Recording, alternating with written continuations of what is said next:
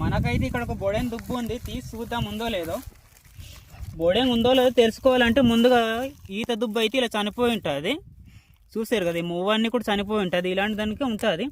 ఇదైతే కొంచెం మనం కట్ చేసుకోవాలి సైడ్ నుంచి, చిన్న చిన్న రెమ్మలు ఉన్నాయి సైడ్ నుంచి, ఇవన్నీ మెల్లగా కట్ చేసుకొని తీసుకోవాలి. లేదంటే బొడెం సిదిలిపోతుంది అనమాట. నీట్గా తీసుకోవాలి, ఒక్కొక్క రెమ్మ తీసుకుంటే సరిపోతుంది. ఇక్కడ ఉందో లేదు చూద్దాము. బొడెం పురుగు ఉన్నాయి రే, తీసి చూపిస్తాను ఏ విధంగా ఉందో. నేను చూపించి ఒకసారి. చాలా పెద్దది ఉంది కదా, ఎలా అవుతుంది. తిని చూద్దామా. తినేస్తావా? తిని చూద్దాం ఒకసారి పచ్చిది ఎలా ఉందో. పచ్చిది కూడా తింటారన్నారు, ఒకసారి టేస్ట్ చేసి చూద్దామా. Okay okay.